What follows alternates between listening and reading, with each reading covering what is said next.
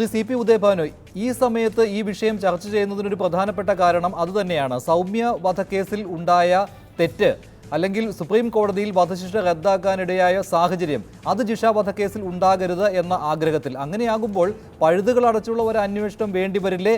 അങ്ങനെയുള്ള ഒരു കുറ്റപത്രവും അതില്ല എന്ന കാര്യമാണ് ചൂണ്ടിക്കാട്ടിയത് ശ്രീ ജോർജ് ജോസഫ് ഇവിടെ.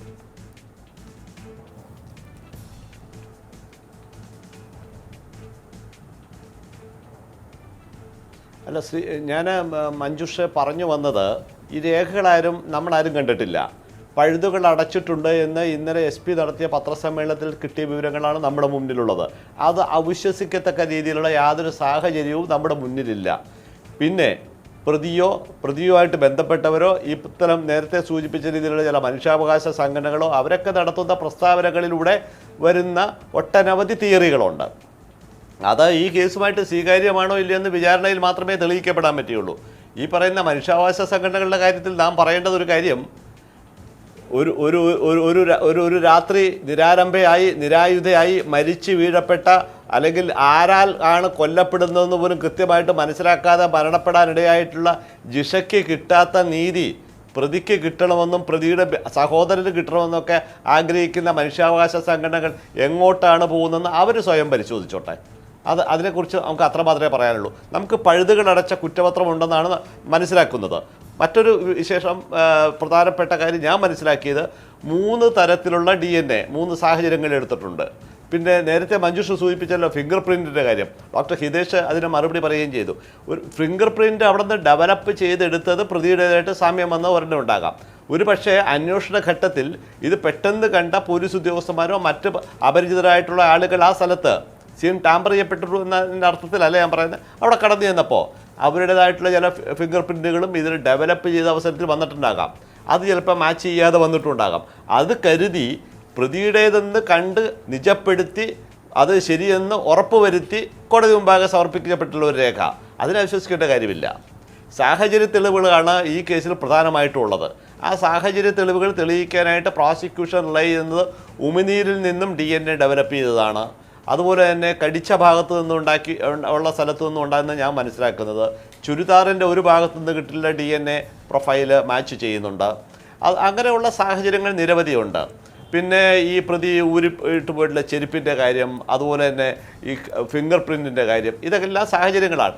ഈ സാഹചര്യങ്ങളെല്ലാം ചേരുമ്പടി ചേർത്ത് പ്രോസിക്യൂഷന് വിശ്വസനീയമായ രീതിയിൽ കോടതിക്ക് നോക്കി പരിശോധിച്ച് കഴിഞ്ഞാൽ കുറ്റപത്രത്തിൽ ഒരു കുറ്റം ഫ്രെയിം ചെയ്യാൻ തക്ക രീതിയിലുള്ള കുറ്റപത്രമാണെന്നാണ് എൻ്റെ അന്വേഷണത്തിൽ മനസ്സിലായത്. ആ മനസ്സിലായ കാര്യത്തിൽ വിരുദ്ധമായി മറ്റെന്തെങ്കിലും ഉണ്ട് എന്ന് ഊഹാപോഹങ്ങളുടെ അടിസ്ഥാനത്തിൽ നാം ഇപ്പോൾ വിശ്വസിക്കുന്നതോ ചർച്ച ചെയ്യുന്നതോ പ്രചരിപ്പിക്കുന്നതോ തീർച്ചയായിട്ടും ഈ കേസിൻ്റെ കടക്കൽ കത്തിവെക്കുന്നതിന് തുല്യമാണ്. അത് ആനുകൂല്യം കിട്ടുന്നത് മുഴുവൻ പ്രതിക്കാകുകയും ചെയ്യും. പ്രതിക്ക് ഇത്തരത്തിലുള്ള ആനുകൂല്യം കിട്ടാൻ വേണ്ടി വെടിമരുന്നിട്ട് കൊടുക്കുന്ന രീതിയിൽ നമ്മൾ സഹായിച്ചതിന് ശേഷം നമ്മൾ സൗമ്യയുടെ പിന്നാലെ ജിഷ കേസും പോകുന്നു എന്ന് വിലപിക്കുന്നതിലൊന്നും അർത്ഥമില്ല. നമുക്ക് ആശങ്കയുണ്ടെങ്കിൽ അത് പങ്കുവെക്കാം. പങ്കുവെക്കണമെങ്കിൽ നമ്മുടെ കയ്യിൽ എന്ത് വേണം? അടിസ്ഥാന രേഖ വേണം. ആ അടിസ്ഥാന രേഖ ഈ ചർച്ചയിൽ പങ്കെടുക്കുന്ന ആരുടെയും കൈവശമില്ല എന്ന് മനസ്സിലാക്കിയതിൻ്റെ അടിസ്ഥാനത്തിലാണ് ഞാൻ ഇപ്രകാരം ഒരു നിലപാടെടുക്കാൻ നിർബന്ധിതമായത്. ശ്രീ ജോർജ് ജോസഫ്, അല്ല, ഇത് അദ്ദേഹത്തിൻ്റെ ആശങ്കയൊക്കെ എനിക്ക് മനസ്സിലാകുന്നുണ്ട്. പക്ഷേ നമ്മൾ വേറൊരു പത്രത്തിലും പോലീസ് ഉദ്യോഗസ്ഥന്മാരും പറഞ്ഞ കാര്യങ്ങളെപ്പറ്റി, ആ ജിഷ മരിക്കുമ്പം വെള്ളം ചോദിച്ചൊന്നും അന്നേരം ചാരായം വായിലൊഴിച്ചു കൊടുത്തെന്നും. പക്ഷേ ആ ബ്ലഡ് സാമ്പിളിനകത്ത് 100 ml ബ്ലഡിനകത്ത് 93.5 മില്ലിഗ്രാം ആൽക്കഹോൾ ഉണ്ടെങ്കിൽ അത് ശരീരത്തിൽ അത്രയും ക്വാണ്ടിറ്റി പ്രവേശിക്കാനായിട്ട് സമയമെടുക്കും. അതൊക്കെ അപ്പോൾ അന്നേരം ജിഷയ്ക്ക് ജീവൻ. അപ്പോൾ അത് തന്നെയല്ല, അൺഡൈജസ്റ്റഡ് ഫുഡെന്നും പറയുന്നുണ്ട്. അത് റൈസ് പത്രത്തിൽ വന്ന കാര്യങ്ങളാണ്. അൺഡൈജസ്റ്റഡ് ദഹിക്കാത്ത കാര്യങ്ങളാണ്, ദഹിക്കാത്ത ഫുഡാണ്. അപ്പോൾ ഇതൊക്കെ കൂട്ടി വായിക്കുമ്പോൾ നമുക്ക് ആശങ്ക തന്നെയാണ്, അതിന് യാതൊരു സംശയമില്ല. അത് പോലീസിൻ്റെ സ്റ്റോറി അലോസരപ്പെടുത്തിയ മറ്റൊരു കാര്യമുണ്ട്. ഈ വിടവുള്ള പല്ല്, മുൻവശത്തെ പല്ലുകളുടെ വിടവ്, അത് പിന്നീട് ഈ പ്രതിയിൽ കണ്ടെത്തുവാൻ കഴിഞ്ഞിട്ടുമില്ല. അതും കെട്ടുകഥയാണെന്നാണ്. അല്ല, പല്ലിൻ്റെ കാര്യം പോലീസ് വിട്ടല്ലോ. അത് പല്ലിൻ്റെ കാര്യം പോലീസ് വിട്ടിരിക്കുന്നു. അത് ബൈറ്റ് മാർക്ക് ആണെന്ന് പറയുന്നെങ്കിൽ എനിക്ക് ആ കാര്യത്തിൽ വളരെ, കാരണം ആ കുട്ടി ധരിച്ചിരുന്ന ചുരിദാറ് ബ്ലഡ് സോക്ഡ് ആണ്, ബ്ലഡിൻ്റെ അകത്ത് കിടന്നതാണ്. ആ ബ്ലഡിൻ്റെ അകത്ത് കിടന്ന അതിനകത്തുനിന്ന് സലൈവ പ്രൊഡ്യൂസ് ചെയ്തെന്ന് പറയുന്നത് കോടതി അക്സെപ്റ്റ് ചെയ്യുമോ ഇല്ലയോ എന്നുള്ള കാര്യങ്ങളാണ്. ഇതൊക്കെ നമുക്ക് ഇൻഡയറക്റ്റ് ആയിട്ടുള്ള, അദ്ദേഹം പറഞ്ഞ പോലെ ഇൻഡയറക്റ്റ് തന്നെയാണ്. പക്ഷേ ചാർജ് ഷീറ്റ് വന്നു കഴിഞ്ഞു. അതിനകത്ത് ചാർജ് കൊടുത്ത സമയത്ത് പത്രസമ്മേളനത്തിൽ ഉണ്ണിരാജ പറയുകയും ചെയ്തിട്ടുണ്ട്, ഇത് വളരെ വീക്കായ ഒരു കേസാണ് എന്ന് അഡ്മിറ്റ് ചെയ്തിട്ടുണ്ട്. അതൊരു സ്ട്രോങ് കേസായിട്ട് പോലീസ് ഇതുവരെ തെളിയിക്കാൻ പറ്റാത്ത കേസെന്നല്ല പറഞ്ഞിരിക്കുന്നത്. ഒരു ടഫായ കേസുകളാണ് പോലീസ് ഉദ്ദേശിക്കുന്ന രീതിയിൽ അതിന് അന്വേഷണം മുന്നോട്ട് പോകണം. അങ്ങനെ ഒരു ഏത് കേസും ടഫായ കേസായിരിക്കുമല്ലോ സാഹചര്യ തെളിവുകളുടെ അടിസ്ഥാനത്തിൽ. അത് സാഹചര്യ തെളിവിൽ ബിൽഡ് ചെയ്ത് പോയ കേസായതുകൊണ്ടാണ് നമ്മൾ പറയുന്നത്. നമുക്ക് ആ പോസ്റ്റ്മോർട്ടം ചെയ്ത ഡോക്ടറെ പല ഒപ്പീനിയനും നമുക്ക് ചിലപ്പോൾ യോജിക്കാൻ പറ്റില്ല.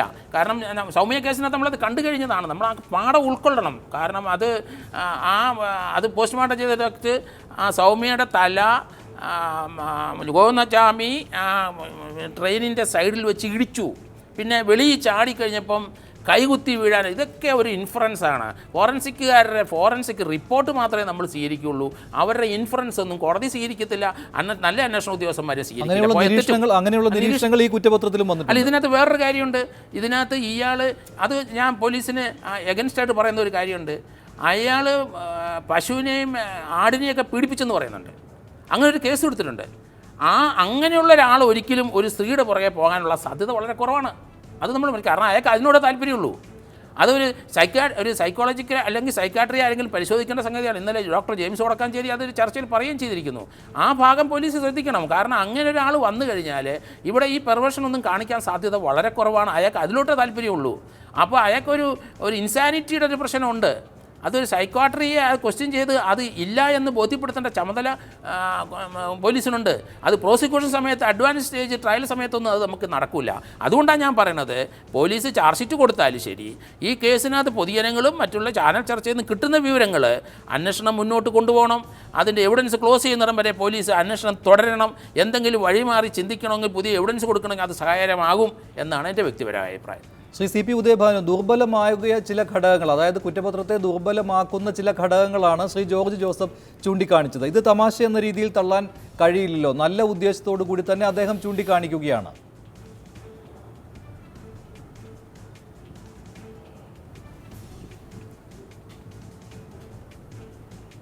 ദുർബലമായ ഘടകങ്ങളാണ് ഇതിലുള്ളത് എന്ന് അന്വേഷണ ഏജൻസിയല്ലേ പറയേണ്ടത്. അന്വേഷണ ഉദ്യോഗസ്ഥന്മാരുമായി ബന്ധപ്പെട്ട ആരും തന്നെ ഇപ്രകാരം ഒന്നും ഒരു നിരീക്ഷണം നടത്തിയതായിട്ട് ഞാൻ മനസ്സിലാക്കിയിട്ടില്ല. ഇവിടെ ഈ പറയപ്പെടുന്ന സാഹചര്യങ്ങൾ മുഴുവൻ പഴുതടയ്ക്കുവാനും അതിൻ്റെ സാഹചര്യങ്ങൾ കണ്ടെത്തുവാനും ഇതേപോലെ ഉത്തരങ്ങൾ കണ്ടെത്തുവാനുള്ള ശ്രമം അന്വേഷണ ഏജൻസി നടത്തിയിട്ടുണ്ട്. അത് ഫലപ്രദമായതിൻ്റെ അടിസ്ഥാനത്തിലാണ് കുറ്റപത്രത്തിലേക്ക് എത്തപ്പെട്ടത്. അന്വേഷണത്തിൻ്റെ സമയത്ത് നിരവധിയായിട്ടുള്ള നിരീക്ഷണങ്ങൾ, ചർച്ചകൾ, അതുപോലെ തന്നെ തെറ്റിദ്ധരിപ്പിക്കാവുന്ന വാർത്തകൾ, ഇതെല്ലാം വരും. പത്രത്തിൽ വരുന്നത് കണ്ടിട്ട് കേട്ടിട്ട് അന്വേഷണം നടത്താനായിട്ട് ഒരു അന്വേഷണ ഏജൻസിക്ക് കഴിയും. അന്വേഷണ ഏജൻസികൾ എപ്പോഴും അന്വേഷണം നടത്തുന്നതിൻ്റെ അടിസ്ഥാനത്തിലാണ്. അവർക്ക് കിട്ടിയ തെളിവിൻ്റെ അടിസ്ഥാനത്തിൽ, അവർക്ക് കിട്ടിയ പരാതിയുടെ അടിസ്ഥാനത്തിൽ ശേഖരിക്കപ്പെട്ട തെളിവുകൾ അടുക്കി വെക്കുമ്പോഴേക്കും അതൊരു ഒരു കെട്ടിടം പോലെ പൂർണ്ണമായിട്ടും അടിത്തറയിൽ നിന്ന് തന്നെ ഉറച്ചു നിൽക്കുന്ന ഒരു കെട്ടിടം പോലെ ഉയർത്തി അതിൻ്റെ രൂപഭംഗിയിലും അതിൻ്റെ ദൃഢതയിലും കൊണ്ടുവരാൻ പറ്റുമോ എന്നാണ് നോക്കുന്നത്. അങ്ങനെ ആ സാഹചര്യത്തിൽ അവിടെ ഇടയ്ക്ക് കാറ്റ് വന്നു, അല്ലെങ്കിൽ ഇടയ്ക്ക് പുഴ ഒഴുകി എന്നെല്ലാം പറഞ്ഞ് പ്രത്യേക വാർത്തകളൊക്കെ വരും. അതിൻ്റെ പിന്നാലെ ഒന്നും പോയി സമയം കളയേണ്ട ഉത്തരവാദിത്വമില്ല. ആവശ്യമുള്ള തെളിവുകൾ ശേഖരിക്കപ്പെട്ടിട്ടുണ്ടെങ്കിൽ ധൈര്യമായി നിയമപ്രകാരം ഈ കേസുകൾക്ക് കുറ്റപത്രം സമർപ്പിക്കാം. ഈ പത്രവാർത്തകളുടെ അടിസ്ഥാനത്തിൽ ഈ കേസന്വേഷണം ഇന്ന രീതിയിൽ പൊയ്ക്കൊള്ളണം, അല്ലെങ്കിൽ കേസന്വേഷണ സമയത്ത് മറ്റൊരു തിയറി വന്നിരുന്നിട്ട് നിങ്ങൾക്കൊരു കത്ത് കിട്ടിയില്ല, ആ കത്തിൻ്റെ പ്രകാരം അന്വേഷിച്ചൊന്നും പ്രതിഭാഗം അഭിഭാഷകർ കോടതിയിൽ ക്രോസ് ചെയ്യുന്ന സമയത്ത് കോടതി പോലും അനുവദിക്കുകയില്ല അത്തരം ചോദ്യങ്ങൾ. അത് എന്തുകൊണ്ടാണ് കോടതി അനുവദിക്കാത്തത്? ആ പ്രതിഭാഗം അഭിഭാഷകരുടെ ഇഷ്ടക്കുറവുകൊണ്ടല്ല. കോടതി അത് അനുവദിക്കാത്തത് നിയമപ്രകാരം നിലനിൽക്കാത്തതും ഈ കേസിൻ്റെ മെറ്റീരിയലുമായിട്ട് ബന്ധപ്പെടാത്തത് കാര്യമായതുകൊണ്ടാണ്. നിയമപ്രകാരം ആ നിയമം അനുശാസിക്കുന്ന രീതിയിൽ അനുവദിക്കപ്പെടാവുന്ന കാര്യങ്ങൾ മാത്രമേ അന്വേഷണത്തിന് പോകാവുള്ളൂ. അനുവദിക്കപ്പെടാവുന്ന കാര്യങ്ങൾ മാത്രമേ കോടതിയിലും ചോദിക്കാവൂ. അപ്പോൾ കോടതിയിൽ ചോദിക്കുന്നതിന് പോലും നിയന്ത്രണങ്ങളുള്ള ചില കാര്യങ്ങൾ, വസ്തുതകൾ ഈ പുറമേ നാം ചർച്ച ചെയ്ത് ഈ അന്വേഷണത്തിൽ എന്തെങ്കിലും പരാതികളുണ്ടോ പരിമിതികളുണ്ടോ എന്ന് ഒരു നിഗമനത്തിൽ ഈ ടെലിവിഷൻ റൂമിൽ നിന്ന് എടുക്കുന്നതിൽ ഒട്ടനവധി കുഴപ്പങ്ങളിലേക്ക് എത്തിച്ചേരുള്ളൂ.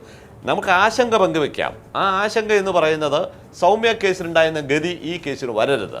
അങ്ങനെ വരാതിരിക്കാനായിട്ട് എന്തെല്ലാം ചെയ്യാൻ കഴിയുമെന്നുള്ളത് അത് നാം കുറ്റപത്രം കണ്ട ശേഷമേ മനസ്സിലാക്കപ്പെട്ടുള്ളൂ. കുറ്റപത്രം സമർപ്പിക്കപ്പെട്ടു, അത് അന്തിമമായിട്ടുള്ള കുറ്റപത്രം തന്നെയാണ്. അതിൻ്റെ അടിസ്ഥാനത്തിൽ ഇത് കോടതി ഉത്തരവ് കൊടുത്തു കഴിഞ്ഞാൽ വേണമെങ്കിൽ അവർക്ക് പുനരന്വേഷണം നടത്താം. പോലീസിന് വേണമെന്നുണ്ടെങ്കിൽ പുതിയ തെളിവുകൾ കിട്ടില്ലെങ്കിൽ തുടരന്വേഷണം നടത്താം. ക്രിമിനൽ ചട്ടപ്രകാരം അതെല്ലാം അനുവദനീയമാണ്. പക്ഷേ അങ്ങനെ അനുവദിക്കപ്പെട്ട നിയമത്തിൻ്റെ സാധ്യതകൾ തേടി പോകണമെങ്കിൽ അതിനുള്ള സാഹചര്യം വേണ്ടേ, അതിനുള്ള സംശയം വേണ്ടേ? അന്വേഷണ ഏജൻസിക്ക് ഇപ്പോൾ നിലവിലുള്ള സാഹചര്യത്തിൽ മറ്റൊരാൾ കൂടി പ്രതിയാണ് എന്ന് പറഞ്ഞാൽ ഈ കേസ് തന്നെ ദുർബലമാകും, ഇല്ലാതാകും. കാരണം അവർ തന്നെ ഉണ്ടാക്കിക്കൊണ്ടെന്ന് വെച്ചിരിക്കുന്ന കേസിൽ അവർ തന്നെ വന്ന് പറയുകയാണ് ഈ കേസല്ല ശരി, ഇതിൽ മറ്റൊരാൾ കൂടിയുണ്ട് എന്ന് പറഞ്ഞാൽ അതിൻ്റെ ആനുകൂല്യം ആർക്കാ പോവുക? ആനുകൂല്യം പ്രതിക്ക് പോവും. എങ്ങനെ പോവുക? ഈ കേസിൽ ഒരു കുറ്റപത്രം 173(8) CRPC പ്രകാരം ഒരു കുറ്റപത്രം സമർപ്പിച്ചു.